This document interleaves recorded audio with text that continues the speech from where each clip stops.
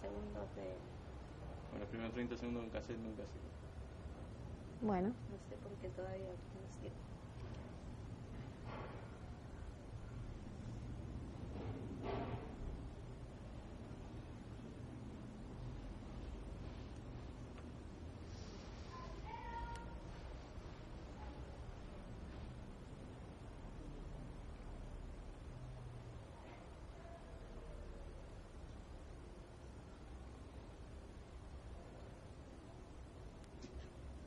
¿Cómo fue tu llegada a Argentina? Mi llegada fue hace cosa de ya va a ser más de 30 años. Fue antes del primer gobierno de Menem. Fue cuando en el auge del peso, el dólar, que estaba el 1 a 1, vino mi hermana primero en época de invierno y después yo vine por un tema de estudio, para estudiar, porque justo había terminado el secundario y vine con esa idea de estudiar. Al comienzo nos costó porque llegué en una fecha en la cual era mediados del año, hacía muchísimo frío. El frío que hace acá, lo que es en mi país, en Lima, en Perú, es totalmente diferente. Empezar de nuevo, por decirlo así, tenía en ese entonces 17 años. Mi primer viaje a un país nuevo, digámoslo así, dejar todo prácticamente, porque el llegar a un país, desapegarte de tu familia, de tus afectos, tus cosas, tus amigos, tus amistades, y encontrarte con algo que no sabes qué es lo que te puede llegar a esperar, digámoslo así. Más allá de que yo venía con mi hermana, pero igual. La experiencia fue difícil al comienzo, porque extrañaba mucho. Después me fui ya como que acostumbrando, y ya pasaron ya 30 años, de los cuales solamente 2 o 3 veces regresé a mi país, y a lo que yo lo había dejado hasta el día de hoy cambió totalmente, muchísimo, muchísimo. Vos dijiste que viniste, con la idea de estudiar, ¿lo pudiste lograr? Sí, lo pude lograr. Cuando llegué se me complicó la situación en el tema legal por los papeles. Después lo pude concretar porque se firmó un tratado con el tema del Mercosur, a lo cual te habilitaba, te pedían papeles, pero no eran tan, digámoslo así, tan exquisitos, digámoslo así, tan rigurosos. En ese entonces era mucho más fácil. Te pedían documentos personales y si tenías antecedentes penales, nada más. Y en ese sentido lo pude hacer. Económicamente fue accesible. Con el paso de los años se convirtió un poco más tedioso para los que después empezaron a llegar acá, a la Argentina. Y empecé a estudiar para operador de PC, y después de 1 año, 2 años, lo puse en práctica, pero se me dificultaba por la poca experiencia que tenía, porque era muy chica. Tenía 18, 19 años y cuando me presentaba a trabajar me exigían experiencia, a lo cual terminé trabajando por horas en casa de familia, teniendo documentos, pero igualmente eso no quitó de que siga estudiando. Yo trabajaba de lunes a viernes con cama y los sábados estudiaba. ¿Con qué te encontraste acá?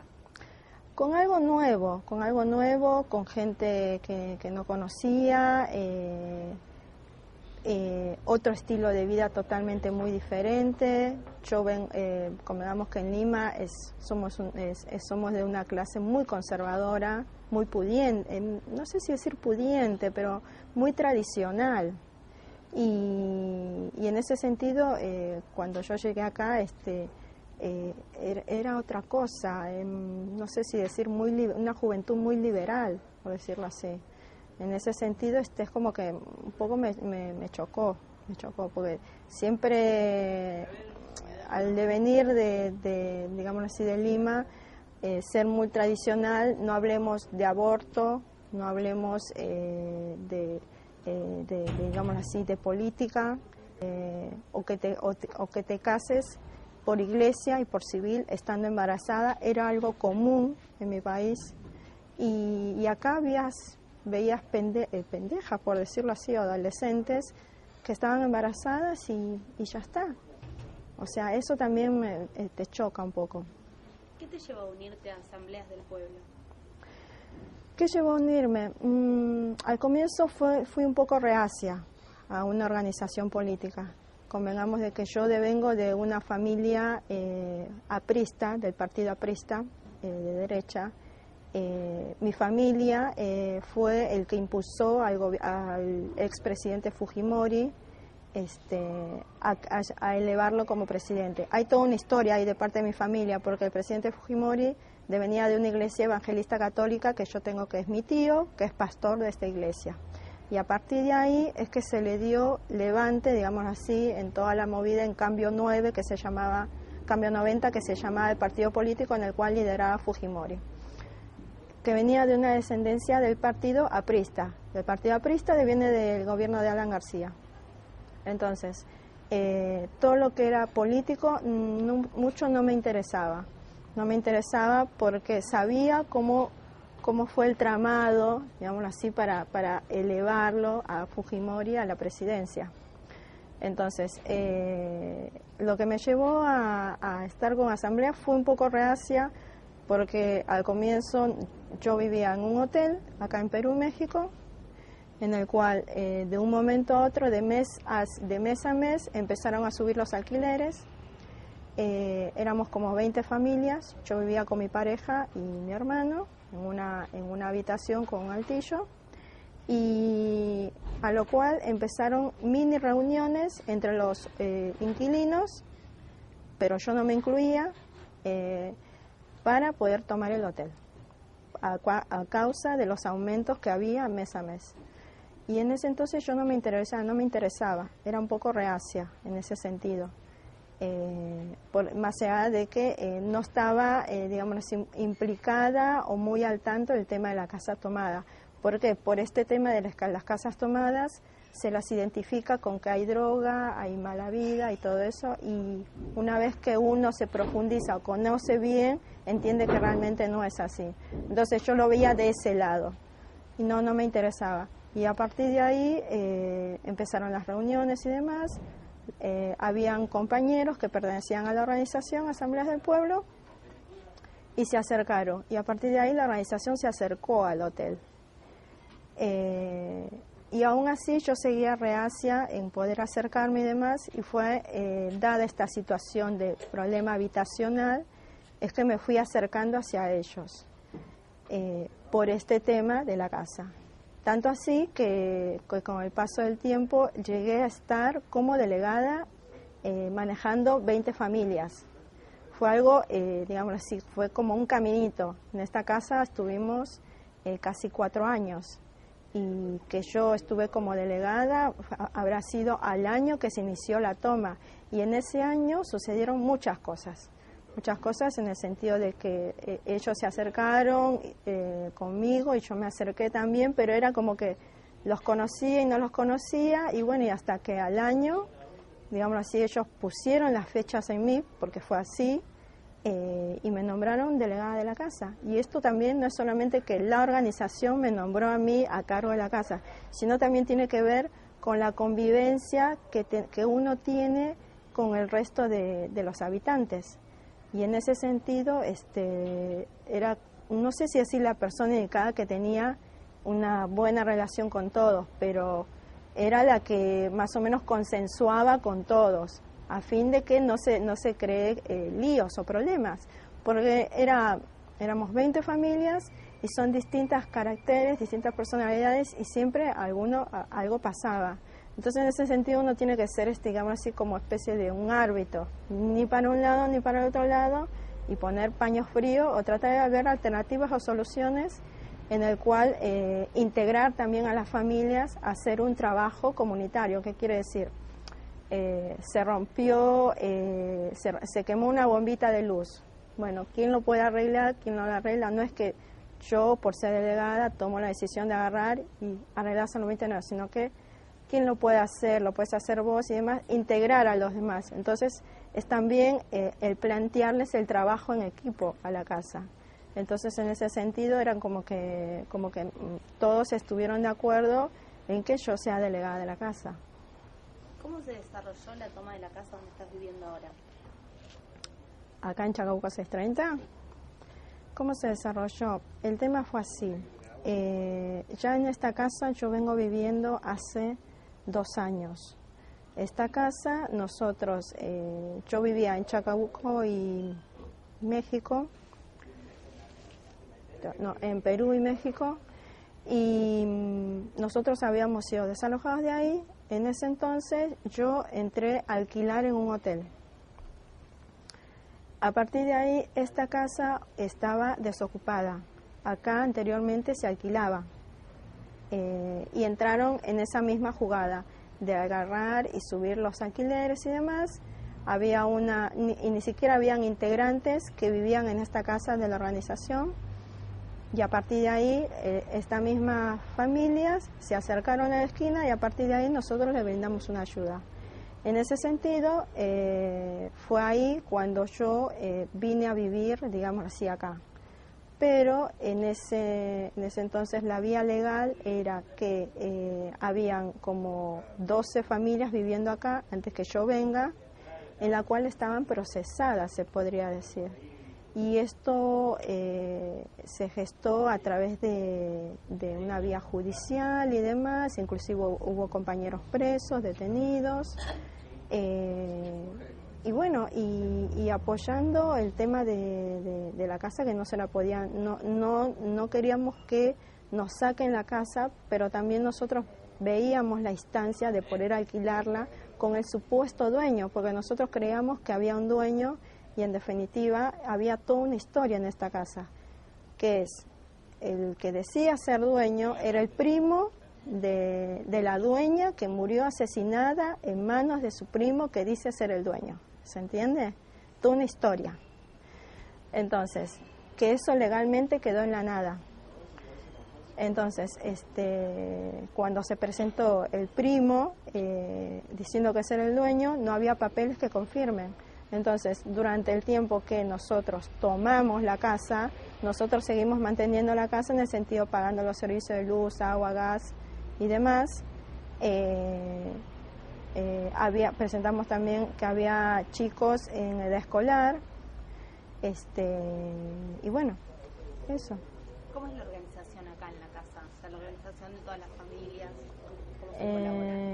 La organización de toda la familia, bueno, hay una delegada siempre, que en este caso no soy yo, es otra compañera, en la cual se encarga, bueno, de que haya una persona que limpie o que una persona de la casa colabore en la limpieza, a lo cual se le paga.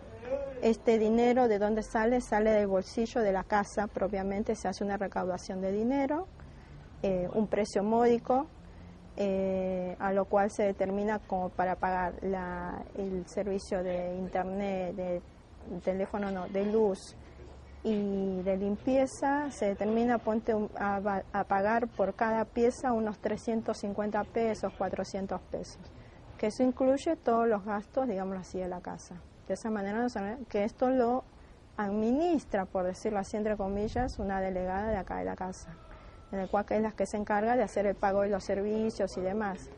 Y también a la vez, digamos así, de interiorizarse de los pequeños problemas que pueden surgir en la casa, que eso es algo inevitable, pero que no pasa a mayores, digamos así. En ese sentido, las personas que viven en esta casa no es, por decirlo así, un requisito que pertenezcan a la organización. No es tanto así, sino que tiene que ver con un tema de conducta. Hemos tenido en esta casa viviendo mujeres solas que trabajan como prostitutas. O sea, y la hemos tenido acá con nosotros viviendo y siguen viviendo con nosotros y está todo bien, mientras no haya problemas con el resto de los vecinos. O hay el caso de un compañero que es alcohólico, que está recurriendo a Alcohólicos Anónimos Y mientras siga esa línea de abstención y demás, y mientras tanto nosotros le brindamos el apoyo mediante una asistencia social o llevándolo a las charlas y demás, está todo más que bien. Mientras no entre en estado de alcohol mal a la casa y esté molestando a todos los vecinos.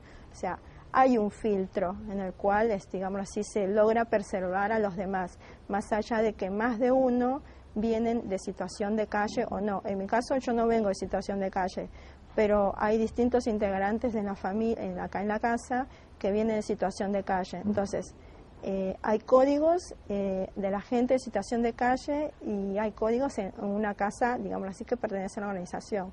¿Qué es esto que te digo? Hay un previo filtro, no es que porque tenés la necesidad de vivir en un techo, bueno, te traemos. No, pero tenemos que ver nosotros a quién traemos. Tampoco queremos que se convierta en ese identikit que tienen las casas tomadas, donde hay merca, hay chorro, hay fiesta y cae la cana. No, en ese sentido, las casas sociales que pertenecen a la organización, en ese sentido están controladas, por decirlo así, y cuidamos eso, que se mantenga. Vos dijiste que te viniste de tu país natal con la idea de estudiar, de formarte como profesional acá en Argentina. Sin embargo, bueno, si bien pudiste estudiar, no pudiste progresar en la carrera, como decías, y hoy estás viviendo en una casa tomada. ¿No te sentís en algún punto marginada por esta sociedad? No, sí, no. No, más que todo no.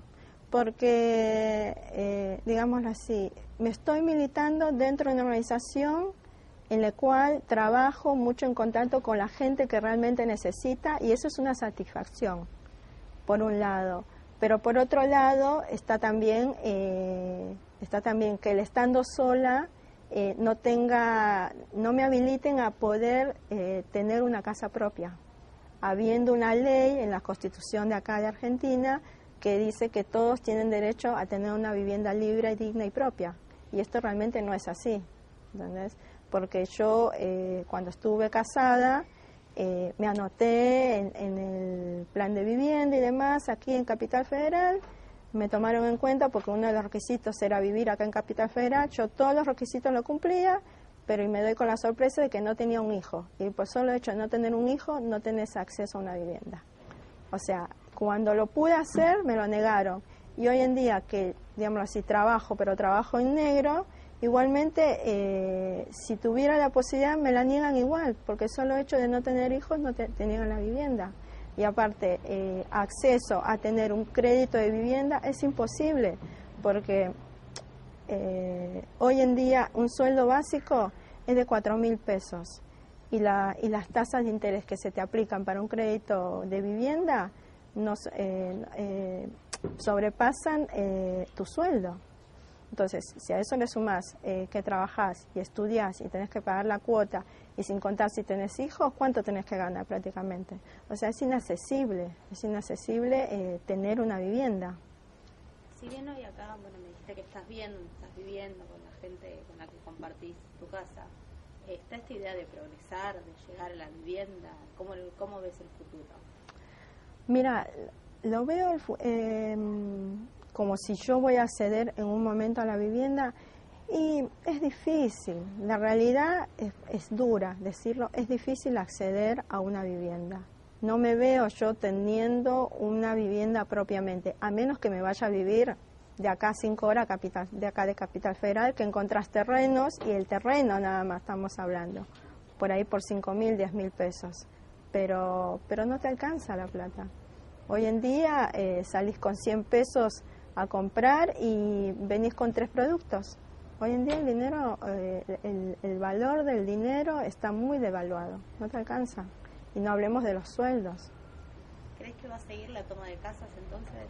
Sí, yo pienso que sí. Yo pienso que sí, porque mientras no se aplique una política de solución a esta crisis habitacional, que esto no es de ahora, esto es, como dato histórico, te digo, la huelga de los inquilinos que ocurrió en el año 1807.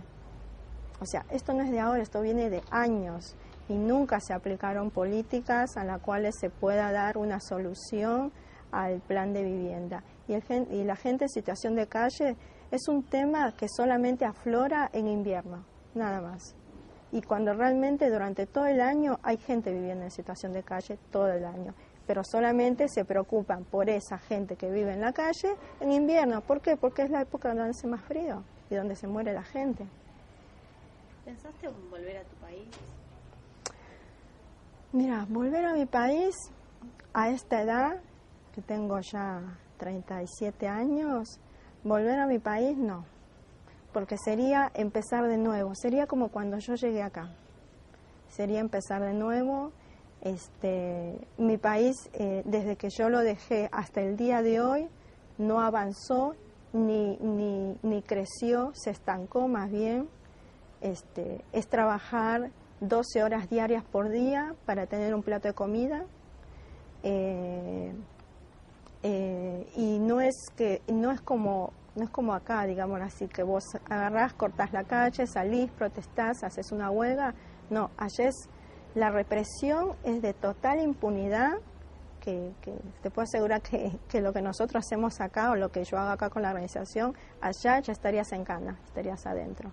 O sea, e irme a mi país, no, lastimosamente no pienso irme a mi país porque yo, sin darme cuenta, me he acostumbrado acá, si bien extraño a mi familia, pero mi familia va y viene. Y también mi familia va y viene por esto mismo, por la situación económica allá que no es buena. Entonces, y tampoco acá está, no es que tampoco está bien, está más o menos sostenible para el que va y viene, pero para el que vive acá, y te la tenés que rebuscar. En mi caso, económicamente, a mí no me falta ni me sobra, pero también tiene que ver con que yo no tengo hijos. Eso también hay que ver. Soy una persona sola, pero si yo tuviera una pareja y con 3 chicos, a las cuales no trabajo en blanco, trabajase en negro, y a esos le sumas que la mayoría de extranjeros trabajan o viven de la venta ambulante, y con el tema de la represión de la venta ambulante que está haciendo el gobierno de Macri, como más data te digo la represión que hubo acá en la calle Florida, no te dejan trabajar, ¿entendés? Entonces, para el que va y viene está más o menos bien, pero por eso mismo, porque va y viene. Pero para el que recién llega es duro y es difícil. Entonces, yo prefiero quedarme acá, ¿verdad? Porque pienso de que más allá de que los sueldos no te alcancen, no se apliquen esto del tema de la solución a la vivienda. La educación va para atrás, se le aplica más subsidios a la educación privada que a la pública. No hablemos de la salud, que es mucho peor en un hospital privado que un hospital público. Entonces, más allá de todo eso, también veo el lado de que puedo salir a protestar a la calle reclamando mis derechos, porque más allá de que yo soy extranjera, no sé si decir no me siento de mi país. Sí, me siento peruana, pero también me siento muy argentina de acá. Entonces, al decir reclamo mis derechos es porque también me he ganado también ese lugar. Porque no es que yo llegué y me discriminaron y demás. No, yo me sentí aceptada y apoyada y contenida. Y no es que me hicieron a un lado por el hecho de ser extranjera. En ese sentido, algunos compatriotas por ahí la pasaron mal. Yo en mi caso no la pasé ni bien ni mal, sino estuve contenida y también estuve con mi familia todo el tiempo. Entonces, para la persona sola que llega acá a un país nuevo es difícil, y si a eso le sumas que un cierto rechazo, es muy complicado, y si no tenés documentos mucho peor todavía.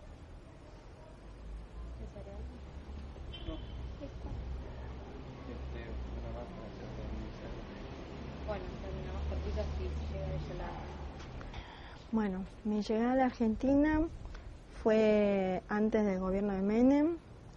Después, llegué, fue algo nuevo para mí. Fue también el desapego de mi familia, porque en ese entonces yo era la menor, la última, y cuesta muchísimo, muchísimo. Y a eso le sumas que por ahí yo perdí a mi padre al poco tiempo y se me hizo mucho más difícil, más allá de que, bueno, tenía a mi hermana acá y demás, el estudiar, el empezar de nuevo, con quién hablas, tenés que tener cuidado, porque estando recién llegada, obviamente no tenés documentos, una vez que llegas acá recién te pueden habilitar el tema de documentación, entonces es complicado en ese sentido.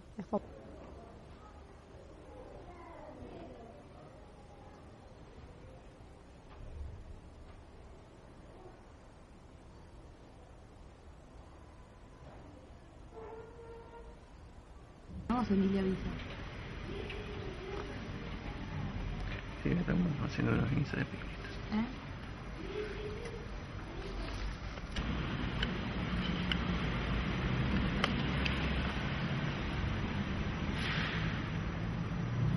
Mandale vos. Porque después me voy y estoy sola, tengo un mensaje. Andale ahora, decirle que terminamos y listo. Está grabando.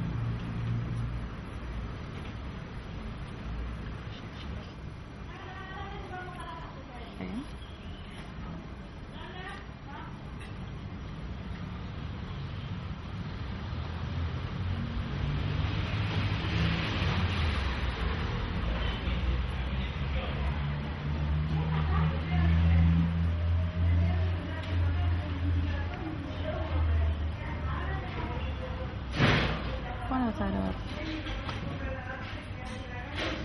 ¿Hacerla para allá o qué?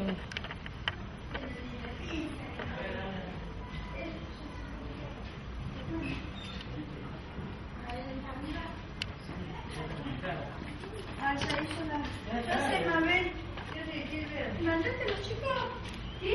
Ah, yo pensé que te lo habían mandado. Dije, qué raro. No, eso, ahora sí. Ah, no. Dije, había milanesa popular. 76 pesos. Ah, bueno. ¡Ay, qué rico! Sí.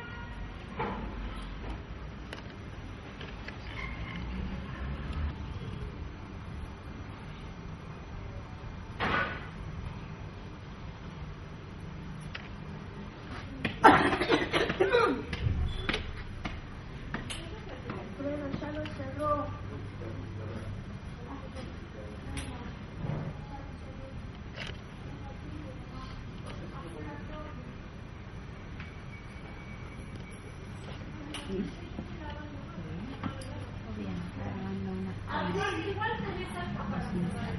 Así, abrilo. Abrilo.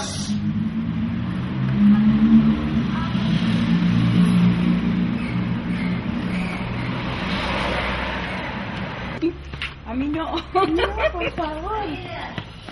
Hago pose. Estás haciendo lo tuyo. Que soy torpe. No, ¿cómo vas a decir eso? Sí, soy de las personas que hablan bien. ¿De qué facultad sos? De la UAI, la Universidad Abierta Interamericana. Ah, Juan, sí, 9 de julio. sí, la Acá. conozco, la conozco. ¿Qué están haciendo? ¿Algún proyecto? Esa sí, estamos haciendo por una materia, estamos haciendo un podría tener su casa, y voy a continuar en la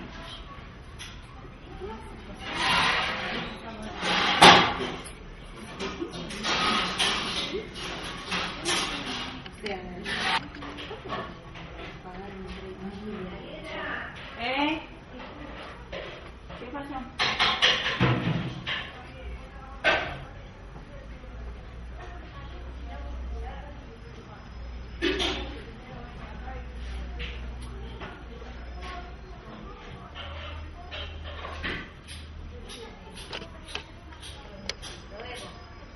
Un poco más también.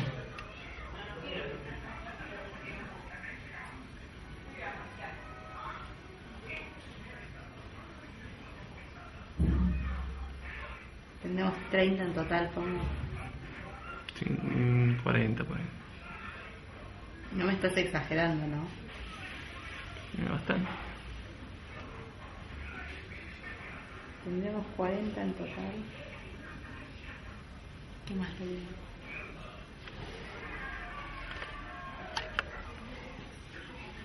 Diez serán de la calle. ¿Sí?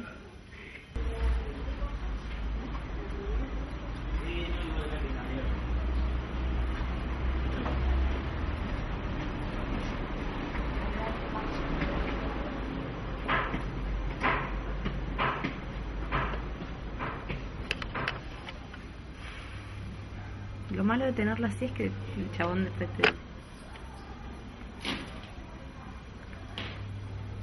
¿Qué fue eso?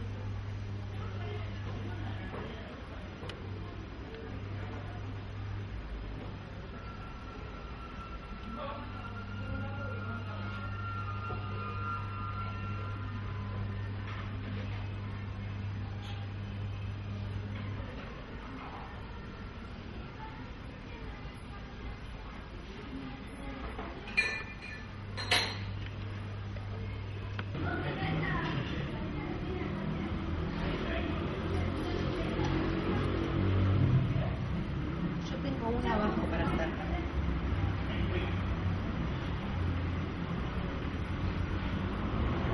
Hasta escribes.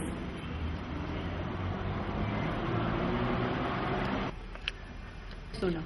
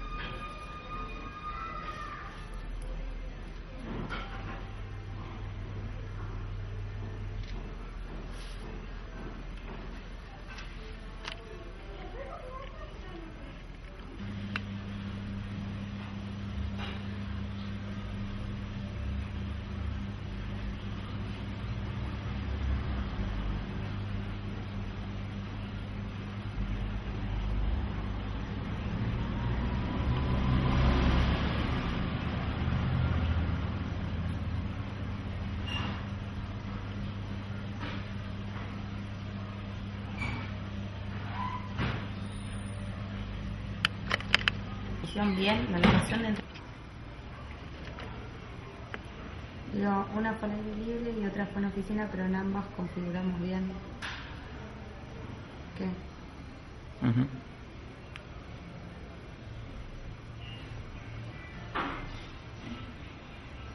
Supongo, o al menos eso creemos.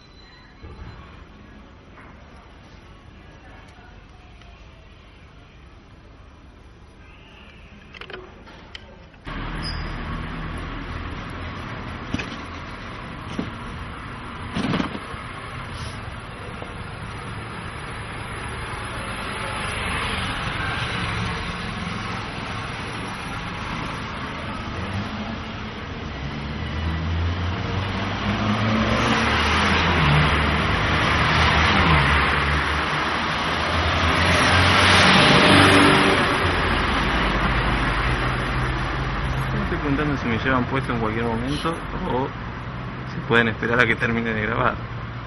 Sería la idea.